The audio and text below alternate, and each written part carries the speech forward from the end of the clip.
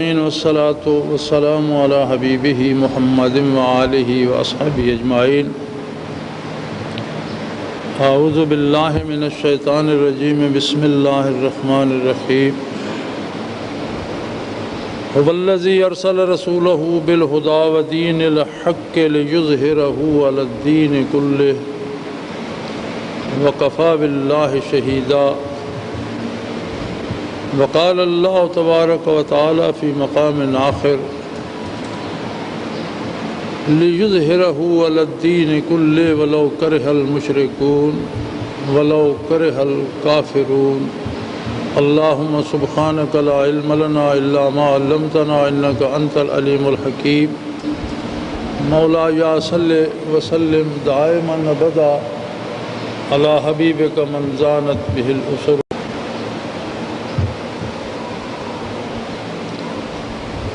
اللہ جل شانہ نے بعثت نبوی کا مقصد واضح فرماتے ہوئے دو باتیں اس میں ارشاد فرمائیں۔ ایک تو یہ کہ معرفت الہی کا اللہ جل شانہ کو جاننے اور پہچاننے کا ذریعہ اور سبب صرف محمد الرسول اللہ صلی اللہ علیہ وآلہ وسلم کی ذات بابرکات، اور کوئی راستہ ایسا نہیں ہے آپ صلی اللہ علیہ وسلم کی بعثت کے بعد کہ جو اللہ کی بارگاہ کو جاتا ہے۔ ایک دفعہ کچھ صحابہ کبار بیٹھے تھے اور تورات کے کچھ صفحات کہیں سے مل گئے، ان پر بات ہو رہی تھی۔ نبی علیہ الصلاۃ والسلام نے ورود فرمایا اور پوچھا آپ نے کیا بات ہو رہی ہے؟ عرض کی یا رسول اللہ یہ کچھ اوراق ہیں تورات کے اور ان پر بات ہو رہی ہے کہ ان میں جو احکام ہیں یا ان میں جو باتیں ہیں اللہ کے بارے، ان پہ بات فرمایا لو کان موسیٰ حی، آج اگر خود موسیٰ علیہ السلام زمین پر زندہ موجود ہوتے لما وسعہ الا اتباعی، تو میرے اتباع کے علاوہ ان کے پاس کوئی دوسرا راستہ نہ ہوتا۔ آج خود موسیٰ بھی ہوتے تو تورات پر عمل کرنے کی اجازت انہیں نہ ہوتی، میرے ارشادات پر میری سنت پر عمل کرتے چاہے جائے کہ کوئی دوسرا تورات کو پڑھے۔ یعنی معرفت الہی کا واحد اور اکیلا راستہ ہے ذات محمد الرسول اللہ صلی اللہ علیہ وآلہ وسلم۔ جب تک کوئی آپ کی ذات کو نہ پہچانے، آپ کی ذات پر ایمان نہ لائے، آپ صلی اللہ علیہ وآلہ وسلم کا اتباع اختیار نہ کرے، بارگاہ الوہیت کا دروازہ اس پر وا نہیں ہوتا۔ اللہ کریم نے اپنا تعارف ہی اس میں بتا دیا، هو الذی ارسل رسولہ۔ دوسری بات کس لیے بھیجا؟ اس کا ایک سبب یہ ہے کہ بندوں کو اللہ کی معرفت کیسے نصیب ہو، بندے اللہ کی عظمت سے کیسے آشنا ہوں، مخلوق خالق کو کیسے پہچانے، محمد الرسول اللہ کے واسطے سے آپ کو مبعوث ہو۔ دوسرا کمال آپ میں یہ رکھا کہ بالہدی و دین الحق، خدا کہتے ہیں صحیح طریقے، ہدایت، کسی بھی کام کے کرنے کا جو صحیح طریقہ ہوتا ہے وہ خدا ہے، اس کے ساتھ ایمان بھی ہے اور وہی دین ہے، ودین الحق۔ وہی خدا جو ہے دنیاوی زندگی کو کس طرح سے بسر کرنا ہے اور کیوں اس طرح بسر کرنا ہے، اس لیے کہ یہ ہمارے مالک کا عطا کردہ سلیقہ اور طریقہ ہے، یہ دین ہے۔ اور یہ اس لیے نہیں کہ اس کا دنیا پہ اعلان کر دیا جائے اور بات ختم نہیں، لِيُظْهِرَهُ عَلَى الدِّينِ كُلِّهِ، دنیا میں جتنے طریقے رائج ہیں ان پر اسے غالب کرنے کے لیے بھیجا ہے۔ جو اس پر ایمان لائیں گے، جو اس کو قبول کریں گے، ان کی ذمہ داری ہوگی کہ وہ دنیا سے غلط اور باطل نظاموں کو مٹا کر وہاں اس خدا کو نافذ کریں۔ وَلَوْ كَرِهَ الْمُشْرِكُونَ، بے شک کافروں کو یہ بات کتنی ناگوار گزرے، بَلَوْ كَرِهَ الْكَافِرُونَ، کفار کو کتنی اس پہ رنجیدگی ہو۔ وَكَفَى بِاللَّهِ شَهِيدًا، تیسری جگہ فرمایا اللہ خود گواہ ہے، ایسا ہوگا۔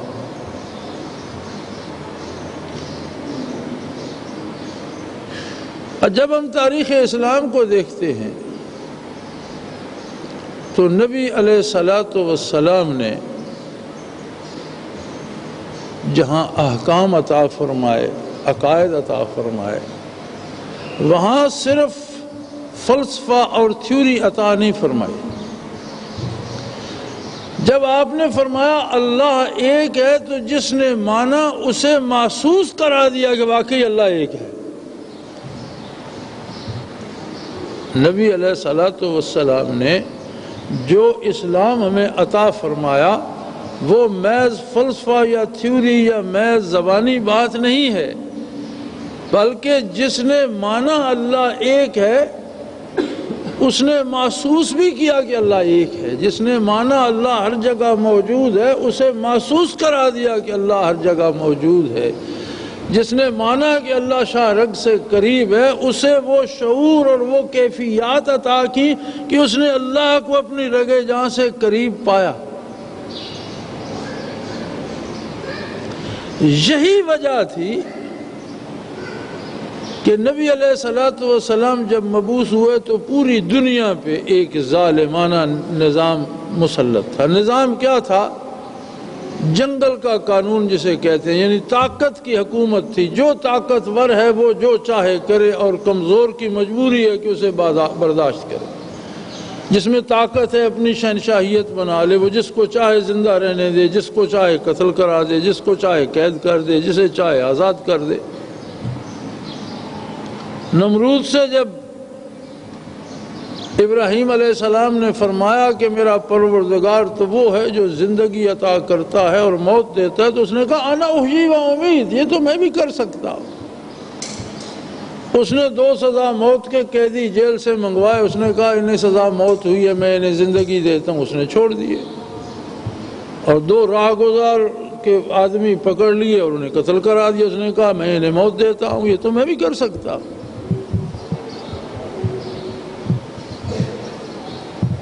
تو انہوں نے فرمایا میرا رب تو وہ ہے جو سورج کو مشرق سے طلوع کرتا ہے۔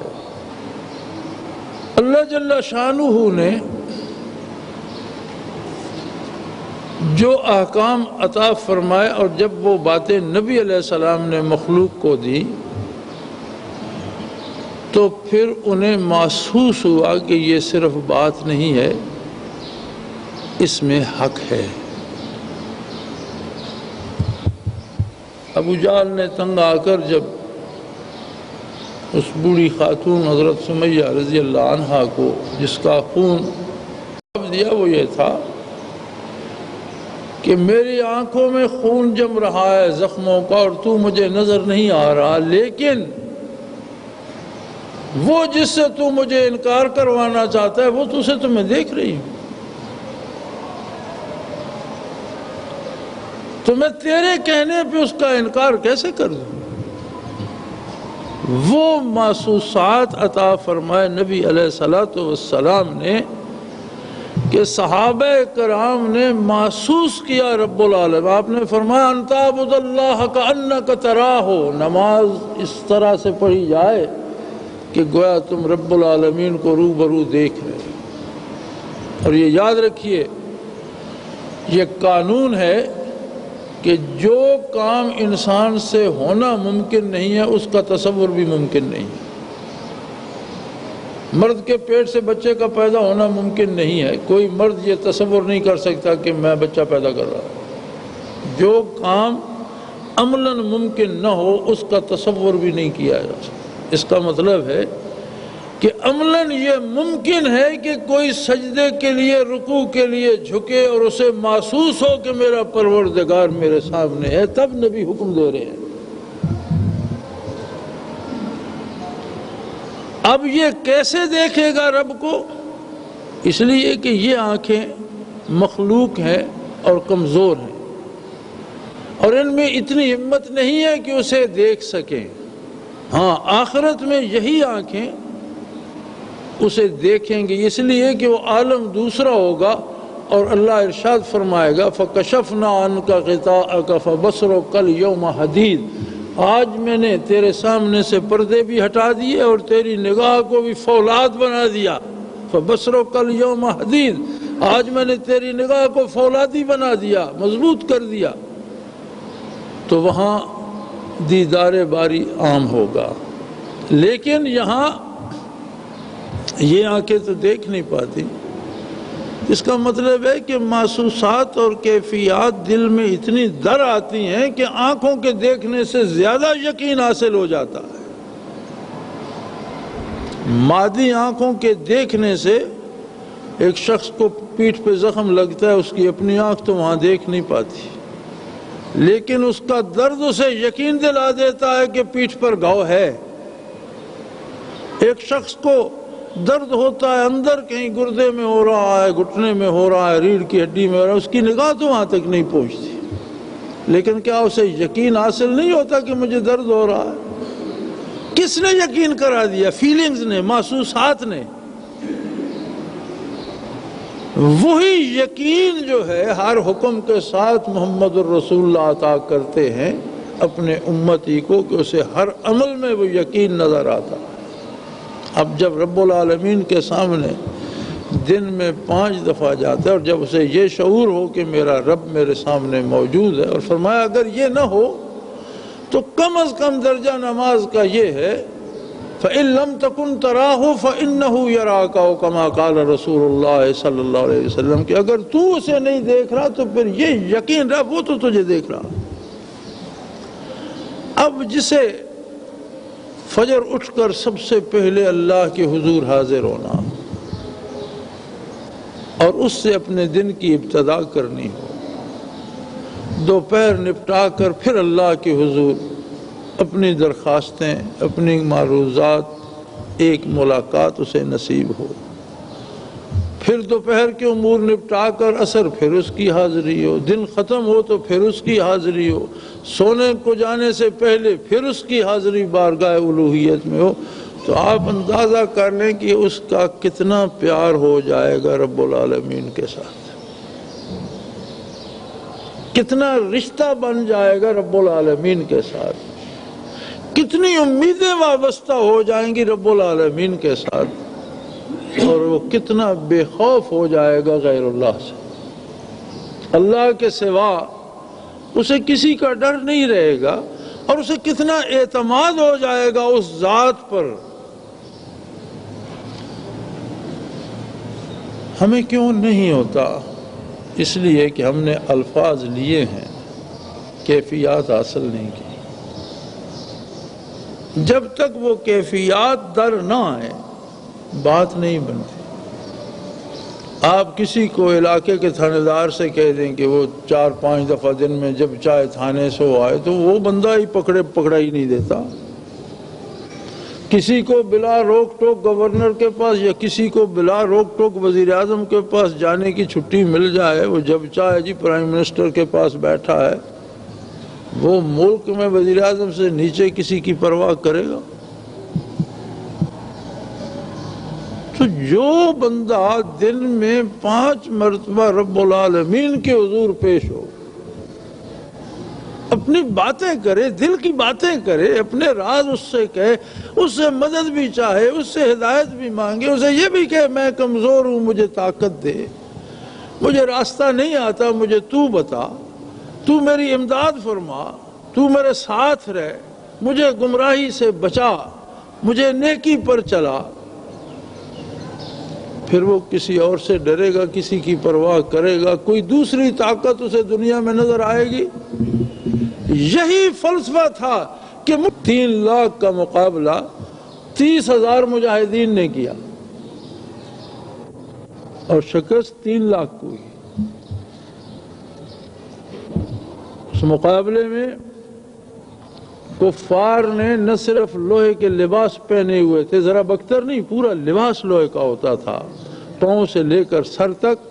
انہوں نے ایک دوسرے کو چین کر دیا تھا، ایک زنجیریں بنائی تھیں جو اس طرف بھی ہک لگ جاتی تھی، اس طرف بھی، اس طرح پورے لشکر کے جو نائٹس اور جو بہادر تھے، یا جو آج کل SSG ہے، اس طرح کے جو گروپ تھے، ان کا پورا لباس جو تھا لوہے کا تھا اور ایک دوسرے سے چین میں بندھے ہوئے تھے، کوئی ایک بھاگ نہیں سکتا تھا۔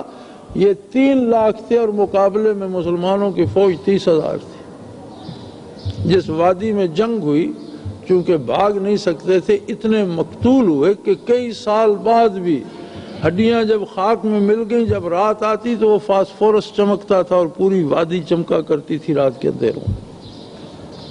تو یہ کیسے لڑ گئے اتنی بڑی طاقت کے ساتھ؟ بنیادی طور پر ہی مٹھی بھر مدینے کی ریاست کے لوگ کس طرح میدان میں اتر آئے؟ ان کے پاس کیا تھا؟ نہ وسائل تھے، نہ اسلحہ تھا، نہ زرہ، نہ گھوڑا، نہ سواری۔ وہ محسوسات تھیں کہ رب العالمین ہمارے ساتھ ہے۔ جب رب العالمین ساتھ ہوتا ہے تو پھر کسی سے ڈرنے کی ضرورت باقی نہیں رہتی، اور پھر یہ ذمہ داری ہے کہ اس کو غالب کیا جائے روئے زمین کے تمام نظاموں پر۔ اب یہاں اگر ہم یہ چاہیں کہ جی وہ اسلام منوانے کی بات ہے، تو یاد رہے کلمہ پڑھوانے کے لیے، اللہ پر ایمان لانے کے لیے، نبی علیہ الصلوۃ والسلام کو نبی ماننے کے لیے مسلمانوں نے کبھی جہاد نہیں کیا۔ کوئی ایک جہاد بھی نہیں ہوا اس بات پر کہ تم کلمہ پڑھو ورنہ ہم تم سے لڑیں گے۔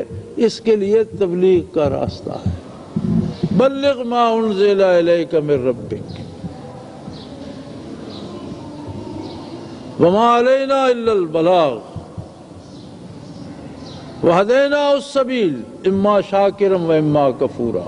راستہ بتا دو، میرا پیغام پہنچا دو، اس کے بعد کوئی ایمان لاتا ہے اس کی پسند پہ چھوڑ دو، نہیں لانا چاہتا اس کی پسند پہ چھوڑ دو۔ لا اکراہ فی الدین، دین زبردستی منوایا نہیں جائے گا۔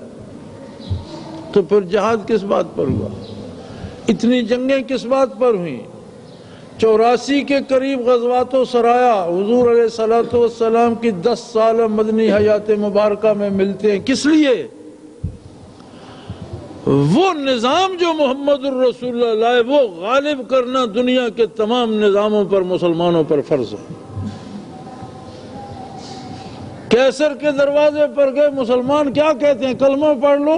انہوں نے کہا ہاں کلمہ پڑھ لو، اچھی بات ہے، اگر پڑھ لو تم ہمارے بھائی ہو، تم جانو خدا جانے اللہ کا رسول جانے، ہماری چھٹی، تمہاری اپنی ذمہ داری ہو جائے گی۔ اگر کلمہ نہ پڑھو تو اللہ کی مخلوق پر ظالمانہ نظام مسلط رکھنے کی تمہیں اجازت نہیں دیں گے۔ یہ ظالمانہ نظام بدل دو اور جو نظام ہم دے رہے ہیں یہ لاگو کرو۔ یہ کیا بات ہے؟ پاگل ہوئے تم لوگ؟ ملک ہمارا، زمین ہماری، لوگ ہمارے، رعیت ہماری، حکومت ہماری، ہم شہنشاہ، تم کون ہوتے ہو نظام؟ انہوں نے کہا اگر یہ بات ہے تو تلوار فیصلہ کر دے گی۔ اس بات پر لڑائی ہوئی کہ اللہ کی مخلوق پر کوئی بھی خدا بن کر یا فرعون بن کر نہیں بیٹھے گا، وہی نظام مل چلے گا جو رب العالمین نے دیا ہے۔ کافر کو بھی زندگی کے وسائل وہ ملنے چاہیے جو رب نے اس کو عطا کر دیے، اس کی جان مال آبرو کو بھی تحفظ ملنا چاہیے، اسے بھی زندگی کے سارے وسائل مہیا ہونے چاہیے، اس کے بیماروں کا علاج کیا جائے، اس کے بچوں کو تعلیم دی جائے، اسے گھر کی چھت مہیا کی جائے۔ اس کے بعد وہ رب کو مانتا ہے یا نہیں یہ اس کا اور اس کے رب کا معاملہ ہے۔ پوری تاریخ اسلام میں جتنے جہاد ہوئے ظلم کے خلاف ہوئے ہیں، اور کافر کو بھی اگر دنیا میں کبھی عدل نصیب ہوا تو اسلام کے زیر نگیں آ کر، ورنہ کافروں کو بھی انصاف نہیں پہنچا سکے، اس لیے کہ کفر ہے ہی ظلم، تو ظلم میں سے انصاف کس کو نصیب ہوگا؟ اور فرمایا وَلَوْ كَرِهَ الْكَافِرُونَ وَلَوْ كَرِهَ الْمُشْرِكُونَ، اس کا مطلب ہے کہ کافروں کو اور مشرکوں کو یہ بات سخت ناگوار گزرے گی۔ اب اگر مسلمان ان محسوسات سے خالی ہو جائے جو اسلام کا خاصہ ہے، وہ کیفیات ہی اس کے دل میں نہ رہیں، تو پتہ ہے گر کر کہاں جاتا ہے؟ پھر وہ اتنا گر جاتا ہے کہ وہ کافروں سے اجازت لینا چاہتا ہے کہ جی میں اسلام پر عمل کر لوں۔ بے تفاوت راز کجاست تا و کجا، فاصلہ دیکھیں کہاں سے فاصلہ کہاں جا پہنچتا ہے کہ مومن ہے اگر تو اس پہ فرض ہے کہ وہ کافروں کی ناراضگی، ان کی قوت، ان کی طاقت کی پرواہ نہ کرتے ہوئے اللہ پر بھروسہ کر کے دنیا میں نوع انسانی کو ظلم سے نجات دلائے اور اسے عدل پہنچائے، اللہ کا نظام پہنچائے۔ وہ اللہ کو مانتے ہیں یا نہیں، اس کے لیے تبلیغ کرے، اس کے لیے بیان کرے، اس کے لیے قرآن سنائے انہیں، اس کے لیے نبی کریم کے ارشادات سنائے، اس کے لیے باتیں کرے، لیکن انہیں پکڑ کر کلمہ پڑھوانے کی اجازت نہیں ہے۔ بنوق شمشیر کسی کو کلمہ پڑھوانے کی اجازت نہیں ہے، گن پوائنٹ پر انہیں آپ مسلمان نہیں کر سکتے، وہ اس کا اپنا فیصلہ ہے، وہ مسلمان ہو یا نہ ہو اس کے انسانی حقوق اسے ملنے چاہیے۔ اور اس بات پہ اللہ فرماتے ہیں کافروں کو یہ بات بڑی ناگوار گزرے گی، لیکن مومن ایسا کریں گے، اور اللہ فرماتا ہے جب مومن اس پہ کمر باندھ لیں گے تو میں گواہ ہوں ایسا ہوگا۔ اب جب ہم سے وہ کیفیات گئیں، نماز ہم پر بوجھ ہو گئی، اللہ کی اطاعت ایک رسم رہ گئی، اور ہم اس سے جی چرانے لگے اور جان چھڑانے لگے، تو اسلام کو چھوڑ کر ہم خود کافرانہ نظام کے اسیر ہو گئے۔ یار تم نفس کی غلامی سے، مفادات کی پرستش سے اور غیر اسلامی طاقتوں کے خوف سے آزاد ہو جاؤ، اور تمہارے دل اللہ کی عظمت سے بھر جائیں۔ کب آئے گا وہ وقت تم پر؟ مرنے کے بعد؟ مرنے کے بعد تو دارالعمل ختم ہو جاتا ہے، وہاں تو عمل کرنے کی گنجائش نہیں باقی رہتی۔ عمل کا لمحہ تو تب تک ہے جب تک اس دنیا میں آپ جی رہے ہو، وہ تو دارالجزا ہے، مرنے کے بعد عمل نہیں ہوگا، وہاں تو جو کچھ جہاں کر چکے ہیں اس کا اجر ہوگا۔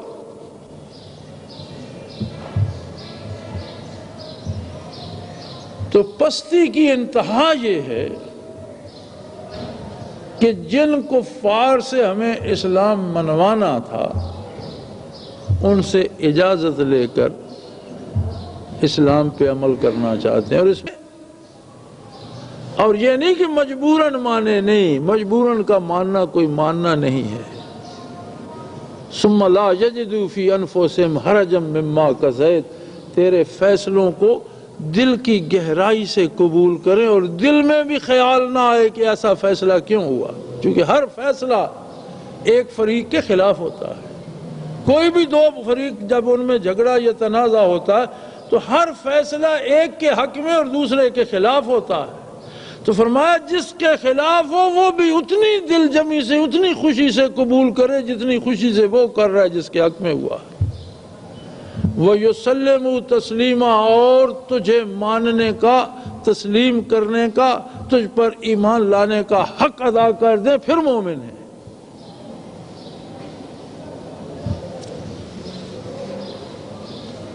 عجیب بات ہے کہ رب سے بھی ہم نے بگاڑی، بارگاہ نبوت میں بھی بے آبرو ہوئے، اور کافروں سے بھی ہماری دوستی نہ چل سکی۔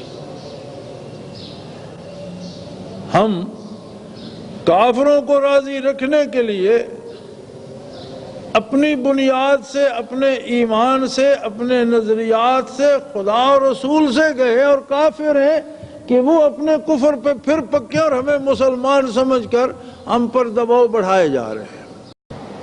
حضرات گرامی، جمعہ اللہ جل شانہ نے ظہر کی 4 رکعتیں 2 رکعتوں میں بدل کر عطا کیا ہے۔ ظہر کی نماز کی رکعتیں 4 تھیں، وہ 2 کر دیں اور اس کا ثواب حج کے برابر کر دیا۔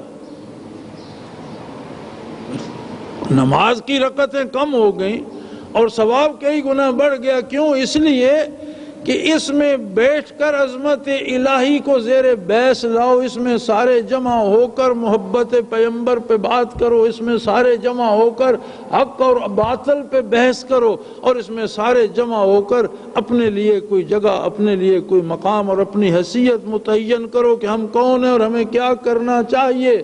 آدھی نماز یہ ہے اور آدھی نماز 2 رکعتوں کی صورت میں پڑھ لو۔